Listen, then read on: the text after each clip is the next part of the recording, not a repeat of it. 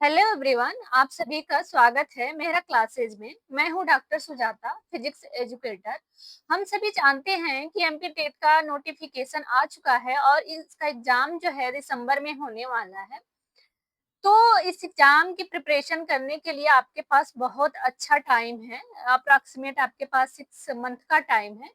तो किसी भी एग्जाम को क्रैक करने के लिए 6 मंथ काफी होता है।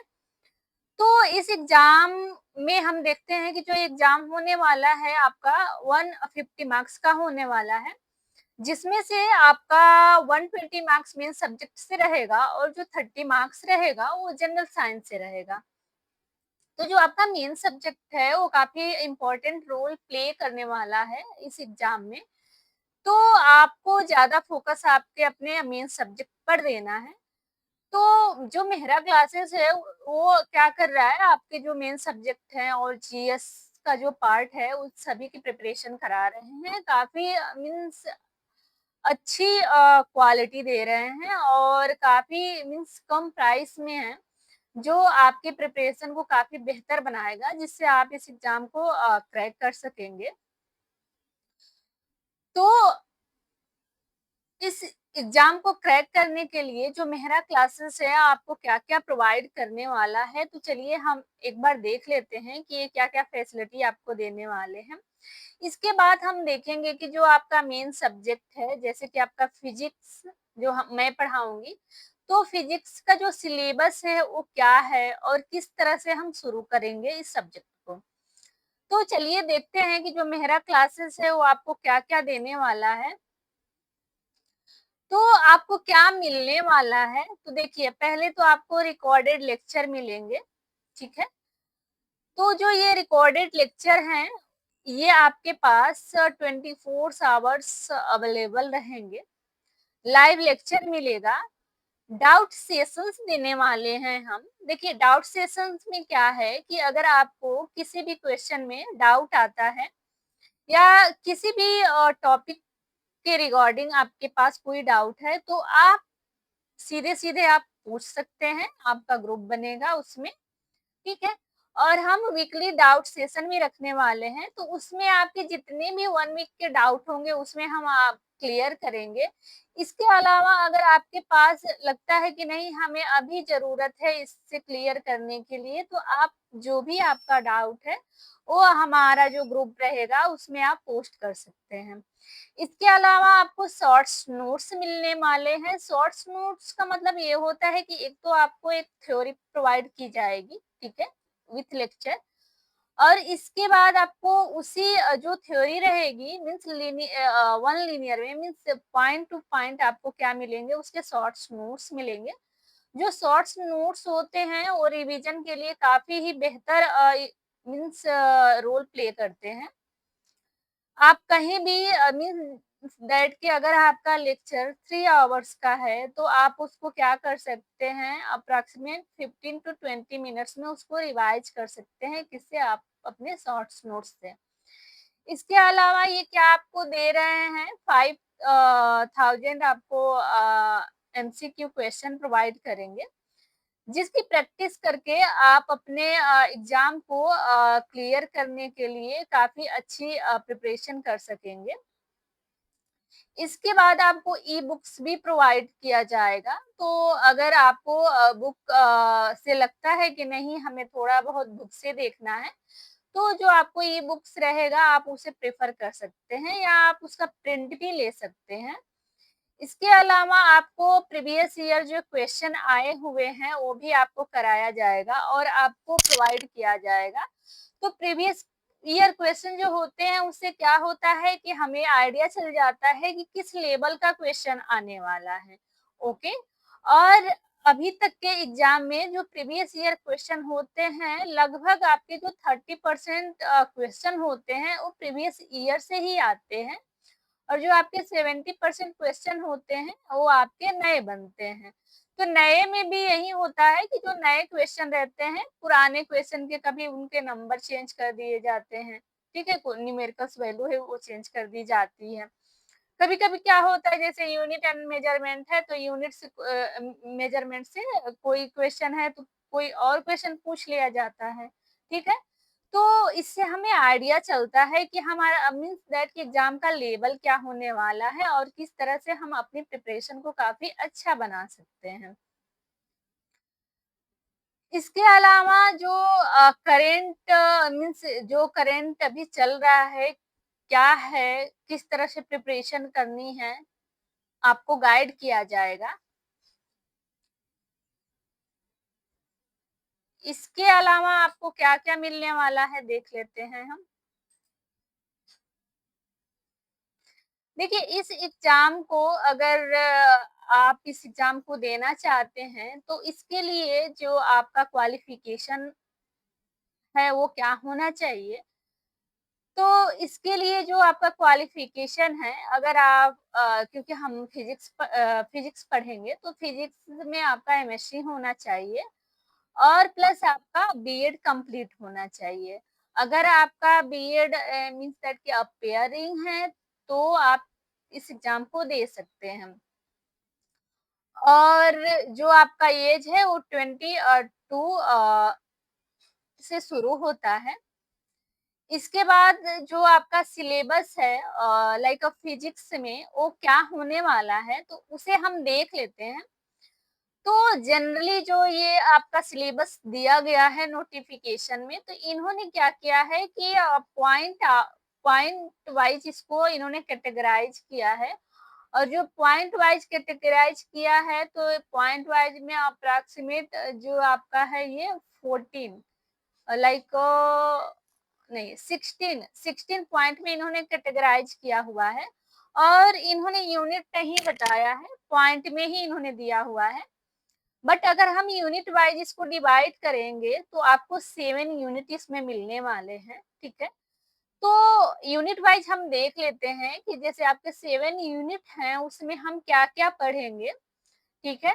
तो चलिए हम देखते हैं जो फर्स्ट यूनिट होने वाली है वो क्या आपका होने वाला है लाइक जैसे हम मैकेनिक्स पढ़ते हैं तो जो फर्स्ट यूनिट है वो पूरा आपका मैकेनिक्स पे बेस्ड है जैसे आपका 11th-12th में जो आपका सिलेबस है सेम वही है थोड़ा सा आपका मीन्स दैट कि 15% आपका ग्रेजुएशन कहा जाता है तो फर्स्ट यूनिट में जो आपका लाइक फर्स्ट पॉइंट है वो क्या है आपका फिजिकल वर्ल्ड एंड मेजरमेंट ठीक है तो जो फर्स्ट यूनिट है उसमें हम क्या पढ़ेंगे फर्स्ट पॉइंट में फिजिकल वर्ल्ड एंड मेजरमेंट जिसमें कि आपका क्या क्या आ जाता है जैसे कि यूनिट ऑफ मेजरमेंट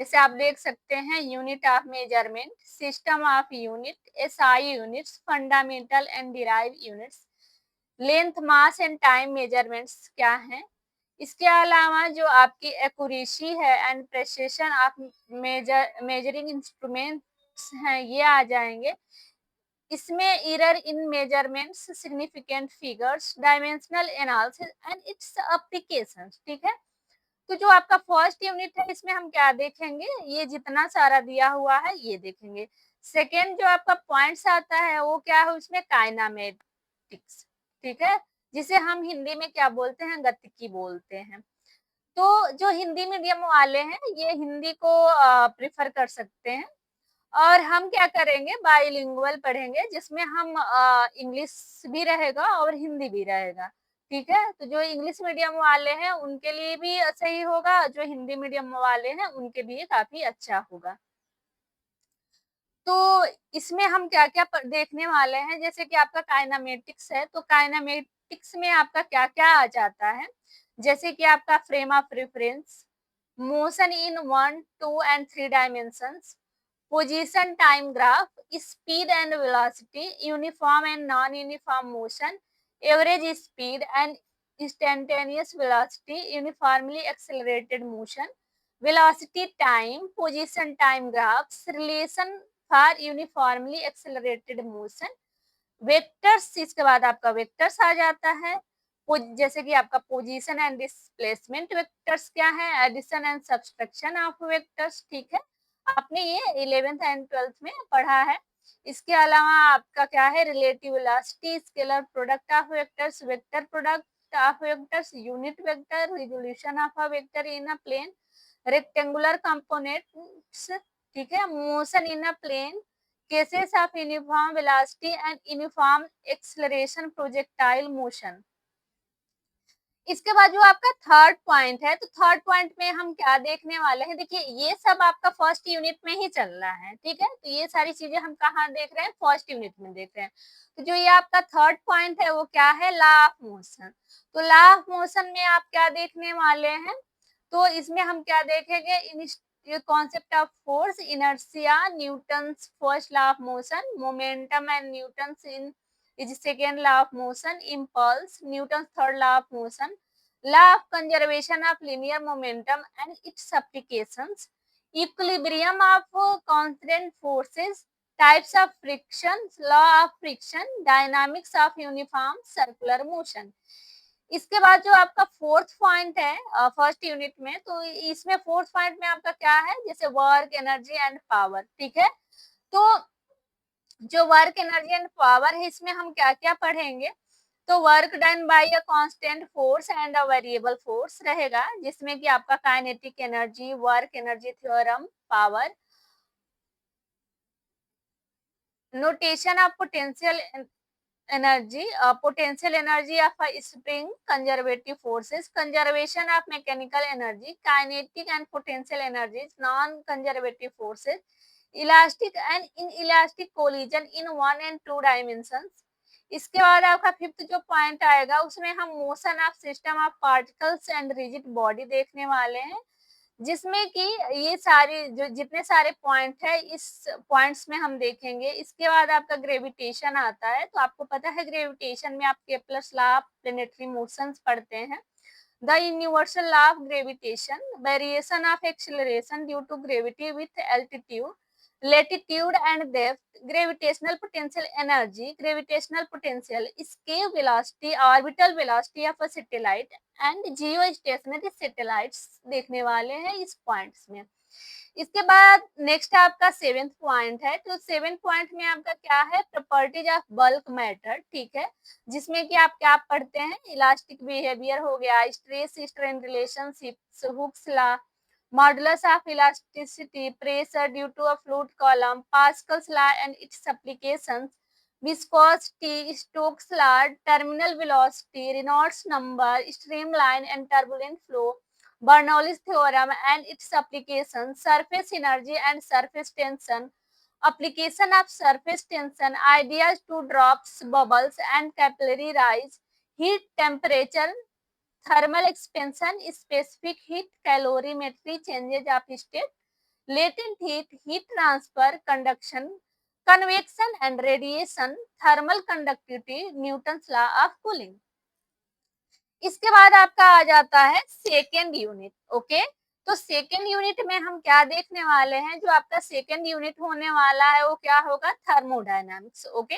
तो थर्मोडायनामिक्स आपने पढ़ा हुआ है, तो कुछ पार्ट तो जो आपका 11th-12th है वहां से होता है, इसके बाद कुछ जो पार्ट होते हैं थोड़े बहुत तो ग्रेजुएशन से आपके मिलते जुलते हैं। तो इसमें आपको क्या क्या पढ़ना है, थर्मोडायनामिक्स में आप देख सकते हैं thermal equilibrium and definition of temperature, जैसे कि आपका जीरोथ लॉ ऑफ थर्मोडायनामिक्स हो गया। इसके बाद आपका heat, work and internal energy क्या होता है।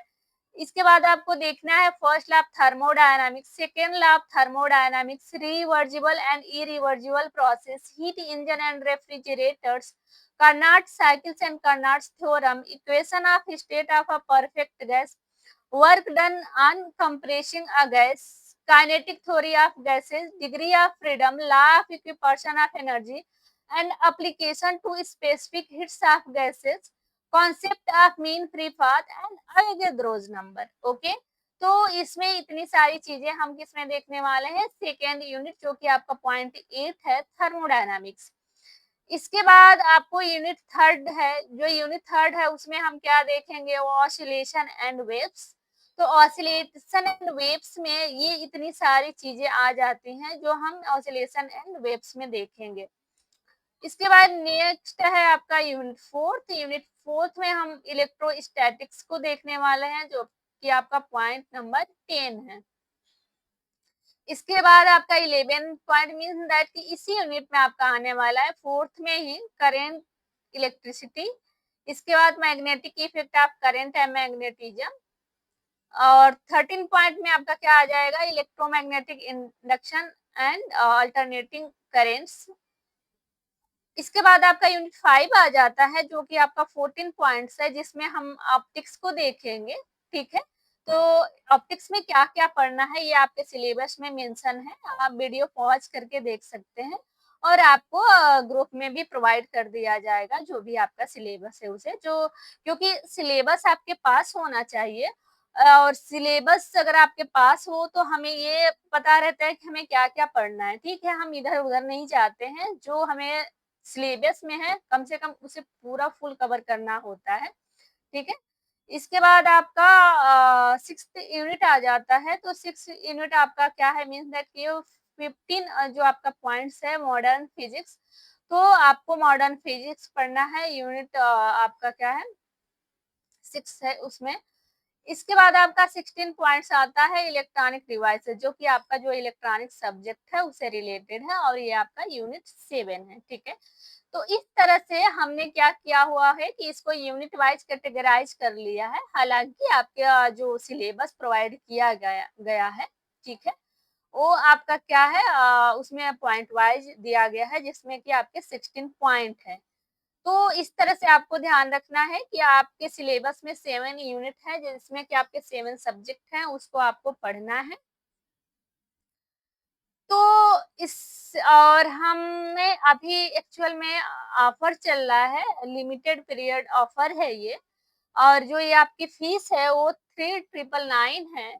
और अभी जब ऑफर चल रहा है तो ये आपको सिर्फ 1499 में ही दिया जा रहा है, मीन्स दैट कि आपका कितना है, मीन्स दैट कि 1499 रुपीज। ओके, तो ये काफी रिजनेबल फी है, और इस रिजनेबल फी में आपका पूरा सिलेबस कवर कराया जाएगा, और बहुत सारी चीजें आपको प्रोवाइड की जाएंगी।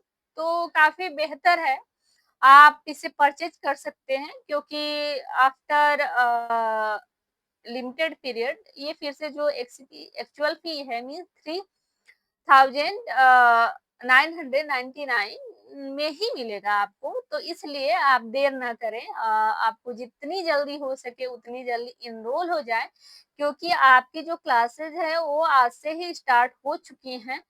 तो आप इस जो भी आपका ये सब्जेक्ट है इसे आप परचेज कर लीजिए, और आप अपने प्रिपरेशन शुरू कीजिए। तो हम इसकी प्रिपरेशन में क्या पढ़ने वाले हैं, जो आपका फर्स्ट यूनिट है, यूनिट एंड मेजरमेंट्स, वहां से शुरू करेंगे।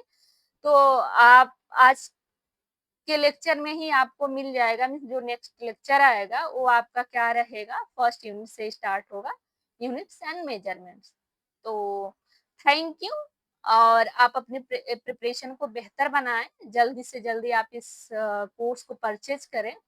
मेहरा क्लासेस आप वीडियो के डिस्क्रिप्शन में सारी डिटेल्स दी गई है, वहां जाकर आप उनसे सीधे कांटेक्ट कर सकते हैं, बात कर सकते हैं, जो भी आपको पूछना है उनसे पूछ सकते हैं। ओके, तो थैंक यू।